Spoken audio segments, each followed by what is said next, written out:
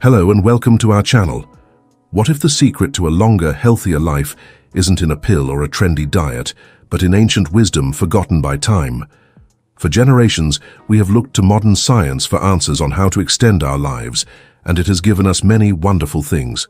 But as our world gets faster and more complicated, many of us are finding that we feel more stressed and less healthy than ever before. Today, we are going to step back from the hustle and bustle of modern life and journey to communities around the world where living to 100 is not a rare achievement, but a common part of life. We will explore the lost secrets of longevity from Indigenous elders, whose lifestyles hold profound lessons for us all.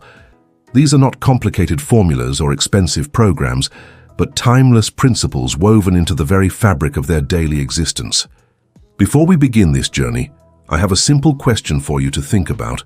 What is one tradition or piece of wisdom from your own parents or grandparents that you still cherish and practice today? Please take a moment to share your thoughts in the comments below. I believe we can all learn from each other's heritage. Now, let's explore the first pillar of this incredible longevity, their relationship with food. When we think about healthy eating today, our minds often jump to calorie counting, specific diets like keto or paleo, and lists of superfoods we should buy at the specialty grocery store. Our food often comes in packages, is shipped from thousands of miles away, and is engineered for a long shelf life rather than for our own long life. Indigenous communities, however, approach food from a completely different perspective, one that is deeply connected to the land, the seasons, and the spirit. Their philosophy is simple yet profound. Food is medicine, food is connection, and food is a gift. Let's first look at their traditional food systems, which are built on a foundation of what is available right outside their door. This often involves foraging for wild plants, berries, nuts, and mushrooms, which are incredibly rich in nutrients that are often missing from our farmed foods. These wild foods have not been hybridized for sweetness or size. They are potent and packed with protective compounds called phytonutrients that help the body fight off disease. For example, many Native American tribes have historically relied on wild berries like chokecherries and buffalo berries, which have antioxidant levels that dwarf those of commercially grown blueberries. They also practice a form of agriculture that is sustainable and works in harmony with the environment, not against it. Instead of vast fields of a single crop, you might see a Three Sisters garden, a brilliant method where corn, beans, and squash are grown together. The corn provides a stalk for the beans to climb, the beans pull nitrogen from the air to fertilize the soil, and the large squash leaves provide shade and prevent weeds. This is not just clever farming, it creates a plate of food that provides complete protein, complex carbohydrates, and essential vitamins all in one. This brings us to the nutritional density of their foods, which is a key secret to their health and longevity.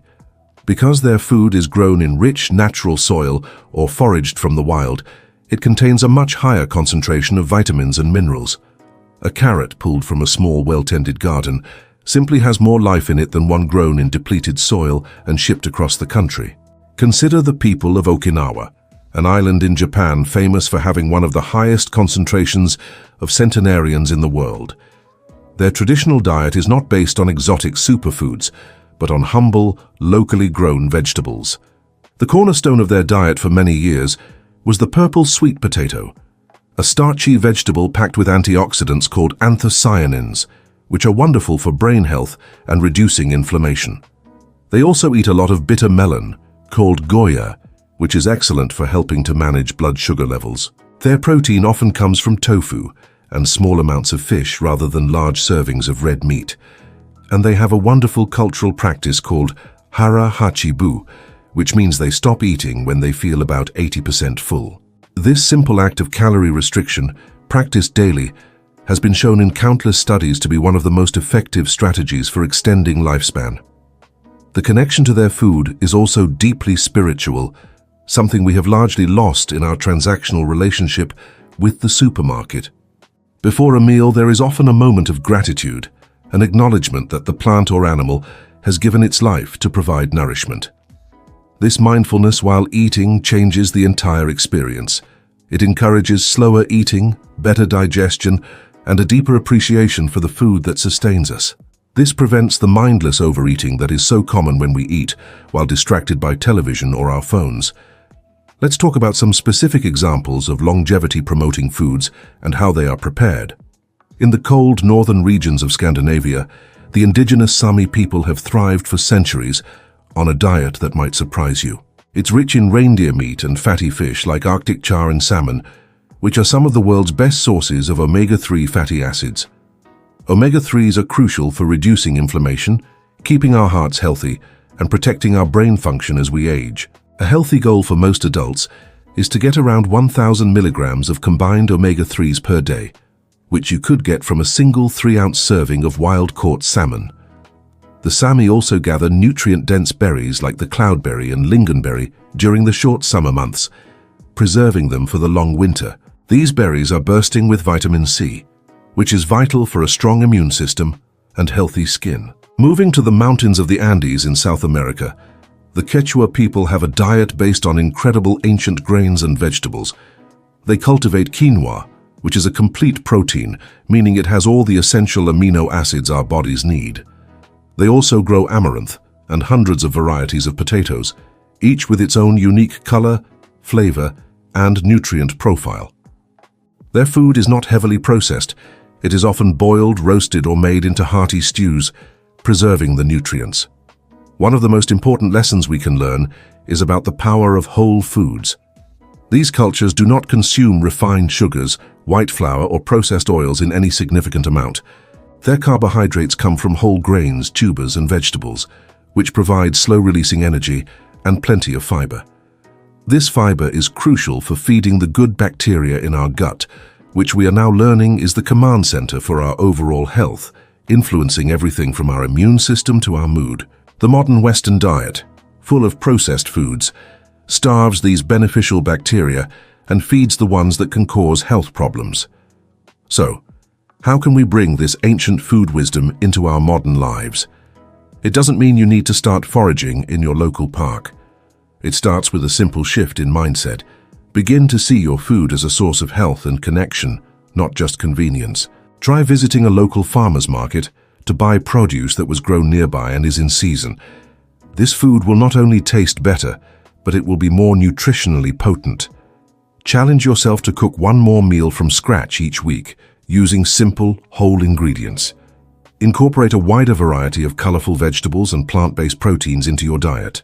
And perhaps most importantly, practice a little gratitude before you eat. Take a moment to pause, breathe, and truly appreciate the meal in front of you. This ancient approach reminds us that what we eat is only part of the story. How we grow it, how we prepare it, and how we think about it are just as important for a long and vibrant life. Now that we understand how these cultures nourish their bodies, let's explore the second pillar, the rhythm of their daily lives. In our modern world, we have separated movement from our day-to-day activities. We sit in cars to get to work, sit at desks for hours, and then try to compensate for this inactivity by going to a gym for an hour of exercise. We see movement as a chore, another item to check off our to-do list. For long-lived indigenous peoples, movement is not an event. It is a constant, gentle, and integrated part of their existence. They do not have gym memberships, but they have something far more effective, a lifestyle of consistent, functional movement. Think about the daily life of an elder in a traditional village. Their day might start with walking to a well to fetch water or tending to a garden, which involves bending, lifting, and stretching. They might walk for miles to visit a neighbor or to forage for food on uneven, natural terrain. This type of movement engages the entire body, building strength, balance, and flexibility in a natural, organic way. This is not strenuous, high-impact exercise that wears down the joints.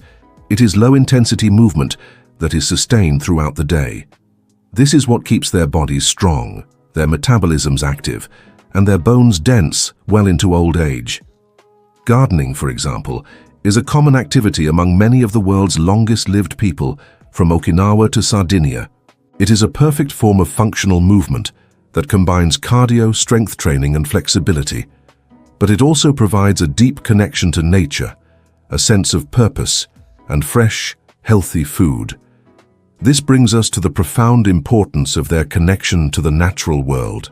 We have become an indoor species, spending the vast majority of our time inside buildings, breathing filtered air and living under artificial lights. Indigenous elders live their lives in rhythm with the sun, the moon, and the seasons. They spend a significant portion of their day outdoors, breathing fresh air and soaking in natural sunlight. Sunlight is absolutely critical for our health, as it allows our skin to produce vitamin D, often called the sunshine vitamin. Vitamin D is essential for strong bones, a healthy immune system, and even our mood. Many older adults are deficient in vitamin D, which can lead to a higher risk of falls and other health issues. Just 15 to 20 minutes of midday sun exposure on your arms and legs a few times a week can make a huge difference.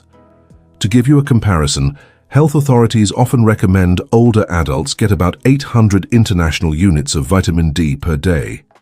You would need to eat a very large 4-ounce serving of wild sockeye salmon or drink about 8 glasses of fortified milk to get that amount. The sun offers it to us for free. Beyond just sunlight, there is a healing power in simply being in a natural environment. The Japanese have a practice called Shinrin-yoku, which translates to forest bathing. It simply means spending quiet, mindful time in a forest. And studies have shown it can lower blood pressure, reduce stress hormones, and boost the immune system. These cultures have always known this intuitively. They see the forest, the mountains, and the rivers not just as resources, but as living entities that provide healing and spiritual nourishment. This connection to the earth also extends to their feet. Many of these cultures spend a great deal of time barefoot or in minimal footwear, which allows them to be in direct contact with the ground. This practice, sometimes called grounding or earthing, is believed to help reduce inflammation and improve sleep by connecting our bodies to the Earth's natural energy. While more research is needed, it speaks to a fundamental disconnect in our own lives, where we are almost always insulated from the natural world by the rubber soles of our shoes. However, perhaps the most powerful secret to their longevity is not in their diet or their physical activity, but in the strength of their community bonds. In the modern world, especially for older adults, loneliness and social isolation have become a silent epidemic. This isolation is as damaging to our health as smoking a pack of cigarettes a day. In indigenous communities, this kind of isolation is almost unimaginable. Life is lived in close-knit, multi-generational families and villages where everyone has a role and a purpose. Elders are not sent away to live in homes. They are the revered heart of the community. They are the keepers of wisdom, the storytellers, and the caregivers for the youngest generation. This intergenerational living is a source of immense vitality. It gives elders a profound sense of purpose, a reason to get up in the morning, which is a powerful driver of health. At the same time, children benefit from the wisdom, patience, and love of their grandparents, creating a beautiful cycle of support. Social interaction is not scheduled, it is constant and woven into the fabric of daily life. Meals are shared, stories are told around a fire, and community celebrations are frequent. There is a powerful sense of belonging, a knowledge that you are part of something larger than yourself and that you will be cared for, no matter what. This strong social support system acts as a powerful buffer against stress. When you face a challenge, you are not alone. You have a network of family and friends to lean on. This sense of security has a direct positive impact on physical health, lowering stress hormones and reducing the risk of chronic disease. So, what can we learn from this rhythm of life?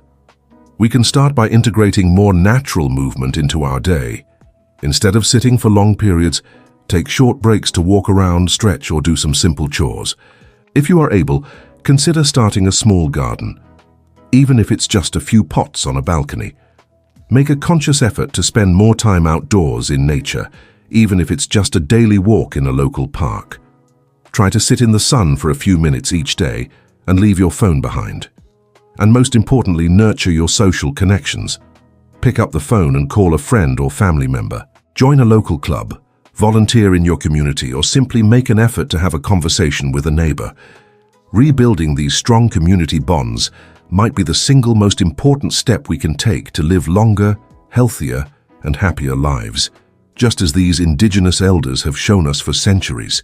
We have explored how indigenous cultures nourish their bodies through food and how they maintain vitality through a life of movement, nature, and community.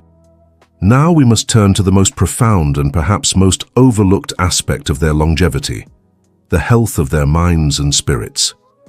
In our modern approach to health, we often treat the body like a machine, separate from our thoughts and emotions.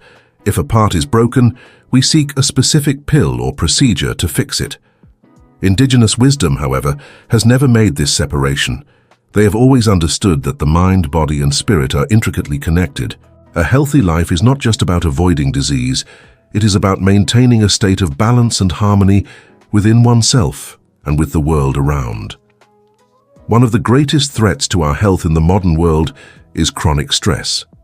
We live in a state of constant low-grade alert, worrying about finances, world events, and a never-ending to-do list. This constant stress floods our bodies with a hormone called cortisol, which over time can lead to high blood pressure, weakened immunity, and a host of other health problems. Indigenous cultures have powerful, time-tested methods for managing stress that are deeply embedded in their spiritual practices and daily lives. They may not call it mindfulness or meditation, but that is precisely what they practice. This can take the form of daily rituals, ceremonies, chanting, or simply quiet moments of reflection in nature. These practices serve to quiet the constant chatter of the mind and anchor them in the present moment. For example, the act of weaving a basket, carving a piece of wood, or grinding corn by hand requires intense focus and presence. It is a form of moving meditation that calms the nervous system and creates a sense of inner peace. They understand that a restless mind can make the body sick, so they prioritize practices that cultivate a state of calm and clarity. Ceremonies and community gatherings also play a crucial role in emotional and spiritual well-being. These events provide a structured way for individuals to process grief, express joy, and release negative emotions in a supportive environment. They reinforce a sense of shared identity and belief, which provides immense comfort and resilience in the face of life's challenges. This holistic approach is also evident in their traditional healing modalities. When someone in the community falls ill, a traditional healer does not just look at the physical symptoms. They will often ask about the person's relationships, their emotional state, and their spiritual well-being. They understand that illness can often be a manifestation of imbalance in one of these other areas of life. The treatment, therefore, is not just aimed at the body but at restoring harmony to the whole person. This is often accomplished through the use of herbal medicine, drawing from a deep and ancient knowledge of the local plants. These are not harsh, isolated chemicals, but gentle, whole-plant remedies that work with the body's natural healing processes. For example, they might use chamomile or lavender to promote restful sleep, ginger to aid digestion, or turmeric to reduce inflammation. It is important to understand that their use of plants is not just chemical, it is also spiritual. There is a belief that plants have a spirit and an intelligence, and the healer works in partnership with this energy. The emphasis is always on prevention and maintaining balance. Health is seen as a verb, an active process of living in a way that promotes well-being, rather than a noun, which is the absence of disease. This is a stark contrast to our modern sick care system, which often waits until a problem has become severe before intervening. A key part of this mental and spiritual health is the role of elders and the concept of purpose. As we discussed earlier, elders in these communities are not seen as a burden but as vital, contributing members of society. Their accumulated life experience is their greatest asset, and their purpose is to share this wisdom with the younger generations. This sense of purpose, known in Okinawa as ikigai, or a reason for being, is a powerful predictor of longevity. When you have a reason to wake up in the morning, a feeling that you are needed and that your life has meaning, it provides a deep sense of vitality that no medicine can replicate. In our society, retirement can often lead to a loss of identity and purpose, which can accelerate physical and mental decline.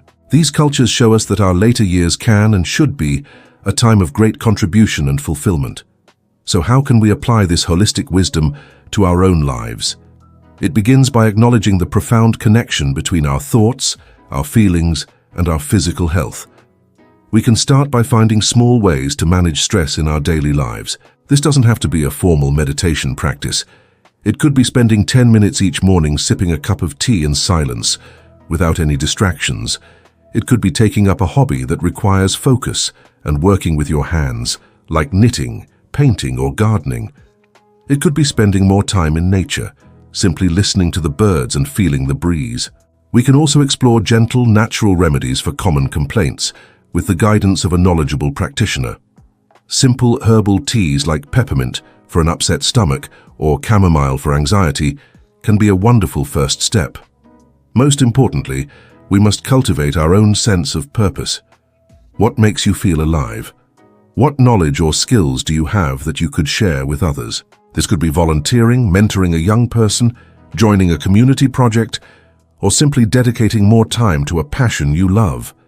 Finding and living our purpose is the food that nourishes the soul, and as these ancient cultures teach us, a nourished soul is the foundation for a long and healthy life. We have traveled on a remarkable journey, exploring the timeless wisdom of indigenous elders from around the world. We have seen how their deep connection to food, a life of natural movement, and strong community bonds create a foundation for incredible health and longevity. We have also learned that their holistic view of well-being, which unites mind, body, and spirit, is perhaps their most powerful secret. It's easy to look at these traditional lifestyles and think that they are too different, too far removed from our modern reality to be of any use, but that would be missing the most important lesson. The goal is not to abandon our modern lives and attempt to perfectly replicate a forgotten way of living. The goal is to extract the timeless principles from their wisdom and thoughtfully integrate them into our own lives, right here and right now. Let's summarize these key principles. First, eat real food. This means shifting your diet away from processed, packaged goods and towards whole, unprocessed foods, especially a wide variety of colorful plants. Think of food as information that you are giving to your body, and choose the information that promotes health and vitality. Second, move naturally. Find ways to weave more gentle, consistent movement into your day.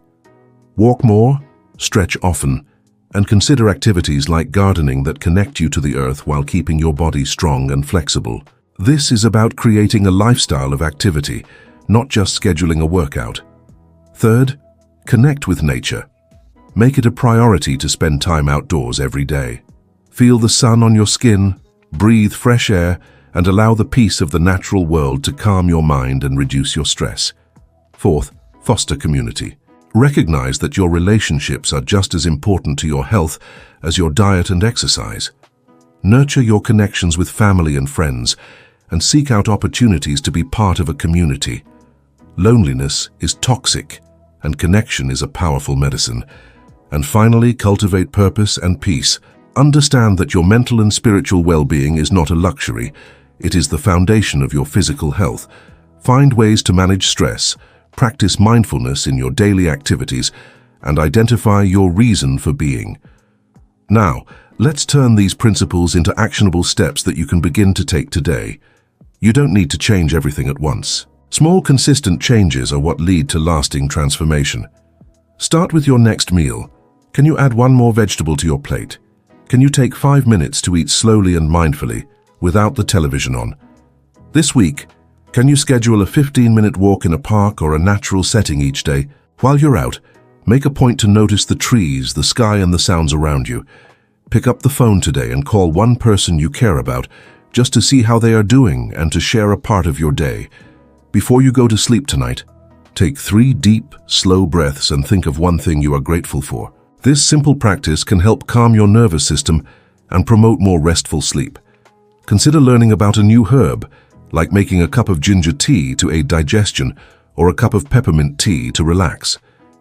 These are not drastic changes, but they are powerful because they begin to shift your perspective. They move you away from a passive reliance on a complicated healthcare system and towards an active, empowered role in your own well-being. The wisdom of Indigenous elders is a gift. It reminds us that the human body has an incredible capacity for health and vitality if we give it what it truly needs. It needs real nourishment from the earth, not from a factory. It needs to move as it was designed to, not sit in a chair all day.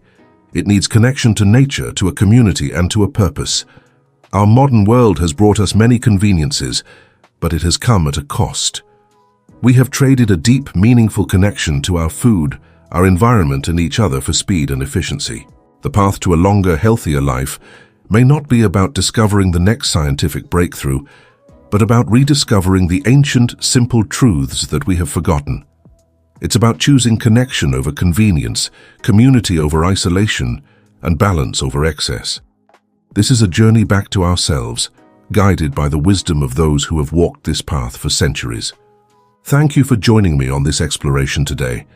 If you found this journey into ancient wisdom valuable, please consider subscribing to our channel for more insights into living a healthier, more connected life. Please remember, I am not a medical doctor. The information shared in this video is based on extensive research and experience in helping people with their health and diet. Always consult with your own healthcare provider before making any significant changes to your lifestyle.